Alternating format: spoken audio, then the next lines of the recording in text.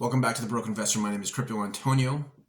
Thank you for joining me once again. Today we're going to be talking about alternative cryptocurrencies and alternative metals, because we do like to stick to the premise of cryptocurrencies and metals, specifically silver and Bitcoin, but we're going to expand that a little bit more today because there's lots to talk about out there.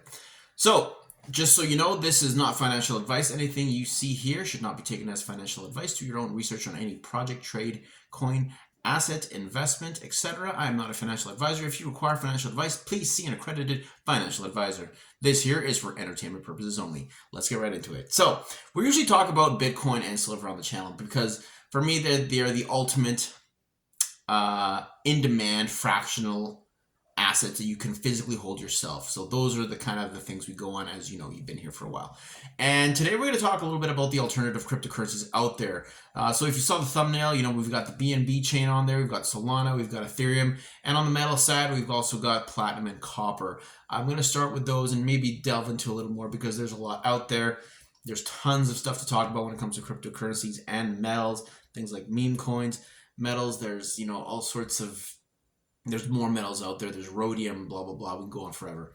So let's get started with the metal side of things, just because I know a lot of you like the precious metals. So typically I talk about gold and silver, and I think because they are the most, the oldest monetary metals, and silver has become an industrial metal. Another industrial metal out there is platinum. Now, platinum is a silvery color. It's a lot more expensive than silver, but it's not as expensive as gold. I think platinum right now is sitting at about $1,600 per ounce. And it's mainly an industrial metal. So it's used for catalytic converters in vehicles. It's used for fuel cells in electric vehicles. It's also put into electronics. It's also used in medical implants, stents, you know, the mesh that's used for surgically implanting to people with heart disease. It's also put in jewelry because, of course, it's worth something. And it's also used in defense and aerospace, and also, of course, in the industrial process as a catalyst to initiate some reactions in those things. So it's more an industrial metal. You can buy it in spot. You can trade it in, you know, on the market as well, in the commodities market. But it's not too common. And I don't know why it's not as common. I think it's because from a traditional standpoint, it is definitely a newer metal. You know, it's not as tried and tested as gold and silver. So I think it's become more of an industrial metal because of that. I think it's because it's taken this angle of use in industry, use in these products and fuel cells, catalytic converters, things like that. It's also used to make flutes. Did you know that? Like flutes, you know, so it's it's used in the highest quality of flutes. Did you know that? So I did not know that. There must be something about the metal, the way it vibrates with sound, or there's got to be something there that makes it really good for flutes. And I wonder who actually figured that out. Hey, platinum, yeah, flutes. We're gonna use that for flutes.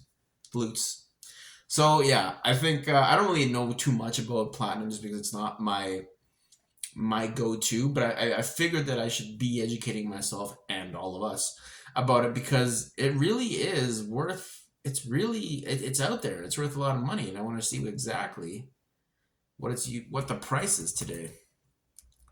Let's have a look in our typical USD. Oh, wow. Let's see. It looks very expensive, actually. If that's in USD, yeah, it's, wow. Yeah. Yeah, it's up there. So as of today, platinum is $948 per ounce US. Wow. $30 per gram, 30,000 US dollars per kilo. That's pretty penny for but you know what? It is more affordable than gold for sure. But I believe you're going to see more demand for gold and silver. Like if you look at the demand for metals on a global scale, it's the gold and silver that's really, you know, people in the Asian markets are really looking for. Traditional people here in the West, they typically go for gold and silver, and yeah, it's a very, very interesting metal. So Is it something you should look into? You know, it depends on what your goal is and what you want to focus on when it comes to your metals investing. I mean, platinum, like, I remember platinum being in a lot of rap videos. The bling, they had the platinum chain, and that was like the thing, in my time as a younger man. But for myself, if someone says, "Hey, platinum," I don't know how liquid the market is. I'm sure, like, I don't even know where to really. I think the only place I know of to sell it would be at a coin shop or some sort of specialty metallic brokerage. But I know that if I have gold and silver, people are willing to buy it right away, probably a lot quicker than platinum. The other metal I wanted to talk about here, the alternative investment metal, is of course copper. Copper, right now, it's probably, I would say, it's another industrial metal. It's literally everywhere. It was used in piping back in the day. It's used in electronics for wires. It's used for almost everything. Because I remember seeing some old infrastructure in old buildings, and the pipes are made of metal, or like the old generators. They got the gas lead is made of copper.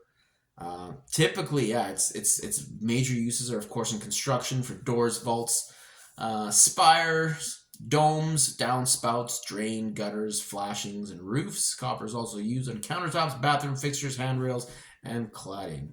To mention electrical wiring, plumbing used for water pipes, refrigeration, heat pumps, and HVAC systems, electronics, emerging technologies such as, once again, solar cells and electric vehicles. Electric vehicles seem to be hauling lots of precious metals. I think that's pretty wild, actually. Other uses is in jewelry, musical instruments, tools, raw materials, and the preparation of copper compounds. Very interesting. The price of copper today, I think it's like $3, something like that. Yeah, $4.08 USD for an ounce of copper. And copper is a widely traded commodity. It's traded all over the world. It's used all over the world. And even though the price is not very high, its uses are incredible, and the demand for it is incredible. I mean, in my local area here, you see crackheads literally trying to scrape copper out of construction sites, or I've literally seen crackheads hacksawing old pipes and old fixtures and old plumbing systems to get copper to sell to the junk man or to the junk processor. So because they know it's worth something, so that's pretty interesting. I've also seen copper you can buy it in bullion as well. You can buy it by the ounce, by 10 ounces, by the kilogram. It's also available as a precious metal by a precious metals broker, either online or at your brick and mortar. But for me, copper and platinum, it's like, yeah, cool, they're there. I think that would be something I would probably trade in the futures market, just because it's not as volatile as some of the other assets out there. So I think if I wanted like a slow moving trade in futures that I could use some leverage with, that wouldn't be as volatile, I think copper and platinum would probably be those plays for me. So that's about it on the metal side of the alternative metals. We're going to probably get into this a little bit more because industry is man, they use a lot of metals. And I was looking, when I was doing my research for this video, I was looking at rhodium, and there's, oh man, like all sorts of metals. They all end in IUM. They have some very interesting names, and I pulled up the periodic table and looked at their entire family, because even in the gold, in the silver, gold, platinum, rhodium, there's like, oh man, there's so many. I'm not even going to start because I don't want to start sounding fumbling my words on this video. Let's get right into the alternative cryptos right now, because I think that's what most of you may be here for. So, cryptocurrency, I mainly talk about Bitcoin. So the first alternative coin out there is Ethereum. And if you don't know what Ethereum is, before I get into it, each cryptocurrency is basically its own network. And each of these networks operate on top of the internet, and they have a value. They have people that are buying into them, and they have different types of use cases. So Bitcoin, on the general standpoint, is more of like a store of value. You want to put money into it. It's been appreciating greatly over the years, and that's what it seems to be. It seems to be the digital gold play, right? And then you've got Ethereum, which you can't look at it as digital silver because it's not. That would be something that there's something else kind of playing that role. What Ethereum is, it's another cryptocurrency network that is a platform for programming, for programmability. It's basically programmable, is a programmable platform. People can create tokens, smart contracts. It's basically like the Microsoft DOS or like the C++ or whatever programming language you want to talk about for the cryptocurrency space. A lot of existing cryptocurrencies use the Ethereum network as a backbone for their platform and operation because it can be used to create so many things. It's like this infinite Lego platform. It could just be like the language and the way it's programmed. You can build so many things on it. So Ethereum is the first one. And as you know, there has been an Ethereum ETF launched in late 2024, and that is picking up steam as well. And you can buy it spot as well. You can buy the Ethereum coin or token. I guess it's a coin, so it's its own chain. You can buy the Ethereum coin itself. I think right now Ethereum's sitting at about $3,700 US, which is again another cryptocurrency that has skyrocketed in price. And it's just like, I don't know where crypto would be without Ethereum. And just to kind of break it down a little bit more, it's a great platform for building decentralized applications. And decentralized applications are, of course, like any app, like the apps on your phone.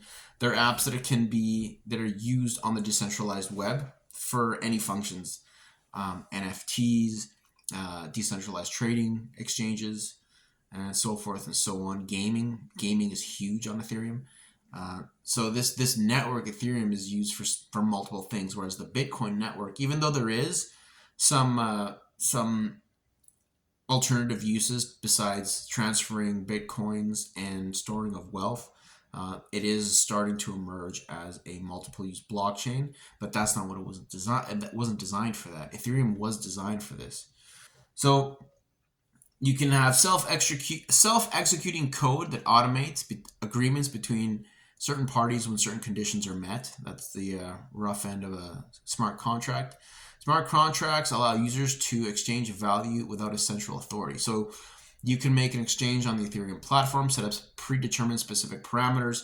Once those parameters are met, the smart contract will execute based on whatever it's designed or programmed to do, without having an intermediary, a person that can change their mind, a person that can say no, oh, I don't want to do it now. There's none of that on the Ethereum network because it's smart contracts, and that's what smart contracts do. We'll get into smart contracts later as we move on with the channel, because I do believe we do have to get more in depth with a lot of the things we talk about. It's also, of course, a platform for digital currency. Ether, or Ethereum, is the native cryptocurrency on Ethereum. It's used to power transactions and computational services on the network. Some merchants and service providers also accept Ethereum as payment. The thing I didn't like about Ethereum was it was just too expensive to use.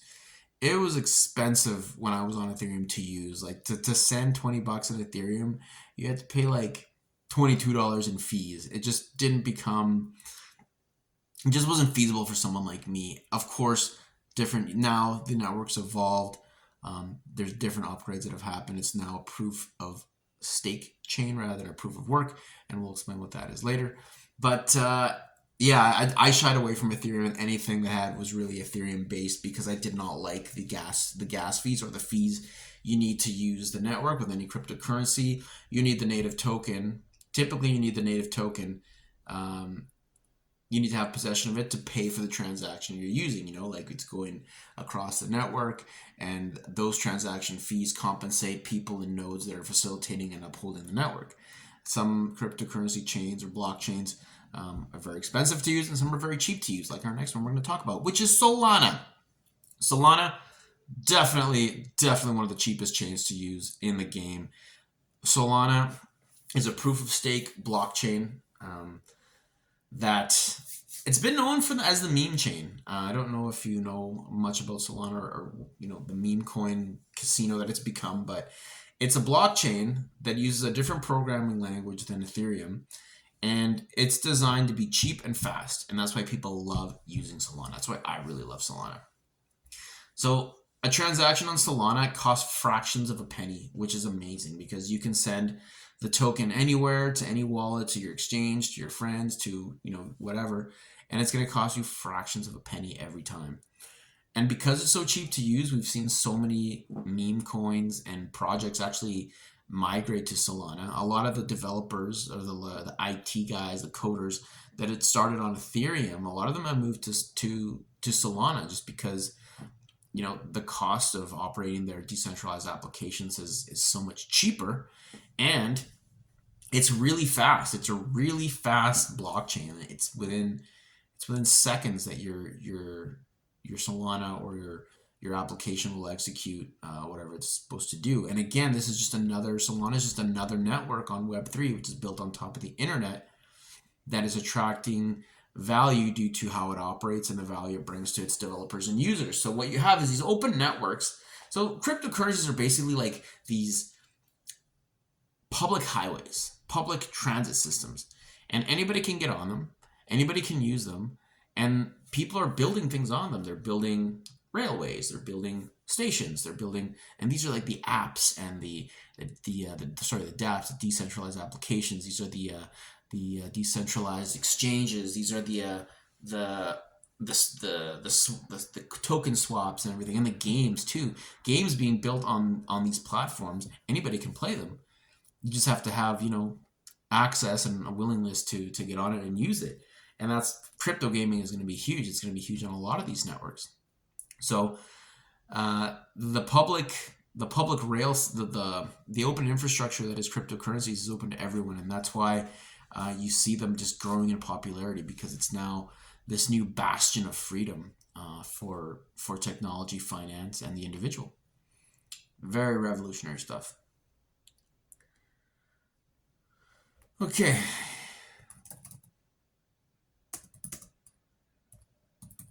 Just wanted to pull one thing up here on Solana.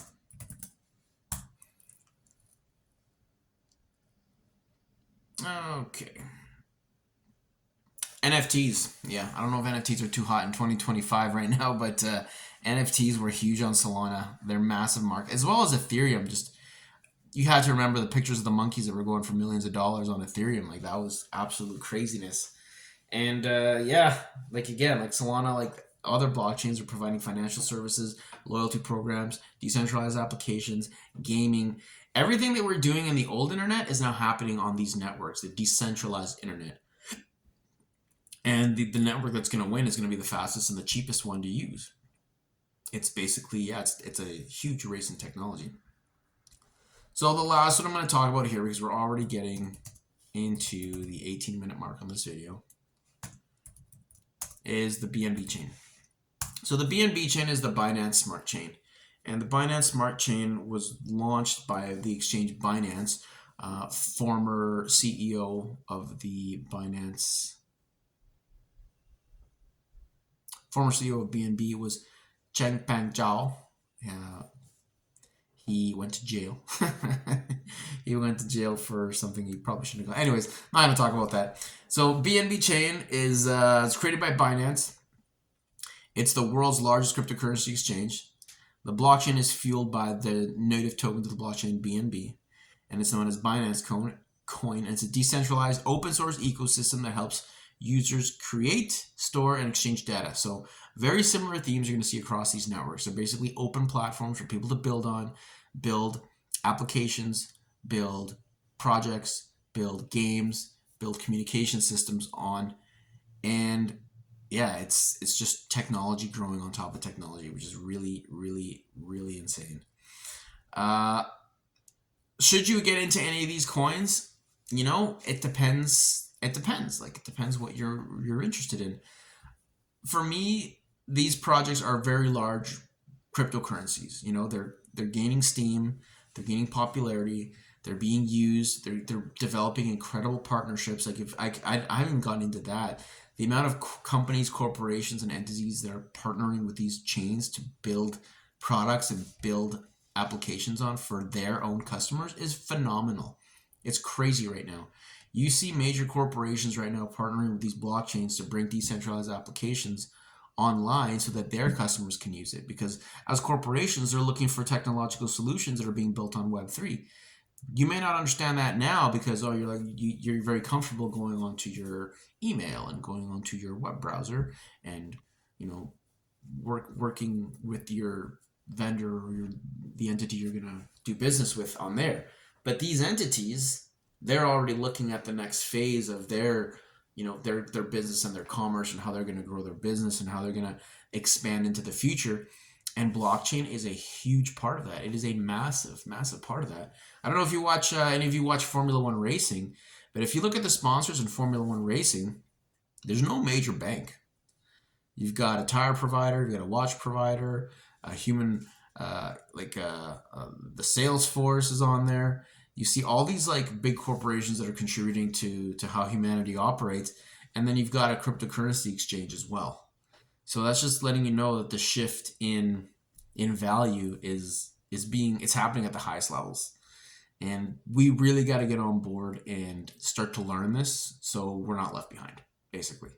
And everything, like, again, this channel, The Broke Investor, very basic stuff to get started with. A lot of you are really advanced, really, really advanced, but we got to bring in like the grandmas and the grandpas and the aunts and the uncles and the people that are kind of like, they may have a little bit of net worth to them, but they're stuck in these old financial products and these like traditional finance systems that not necessarily are giving them the yield they should have. Right? So that's why we do precious metals too, right? We got to get the old and get the new, and we have to find a common ground with both of them.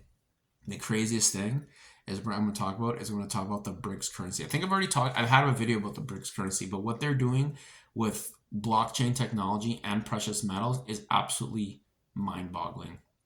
Really interesting stuff. So I think we're going to leave it there because this minute is running on 22 minutes now. This video is running on 22 minutes. Let me know what you want me to talk about. Let me know how the lighting is, how the picture quality is. We're really jumping around with that. So again, my name is Crypto Antonio. I am the Broke Investor. Thank you again for tuning in. And we'll get back at you again very shortly with another video. Again, alternative cryptos, alternative metals. The long of it, the short of it, alternative metals, mostly for industrial use. That's what makes them hot.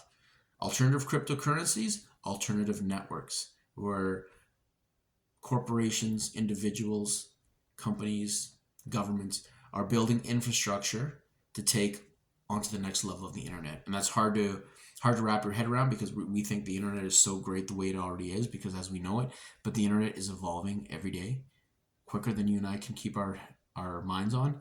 And we're going to decode that as we keep going. So again, thank you so much, and we'll see you in the next one. Please like and subscribe this video. I just got to keep saying that at the beginning. Please like and subscribe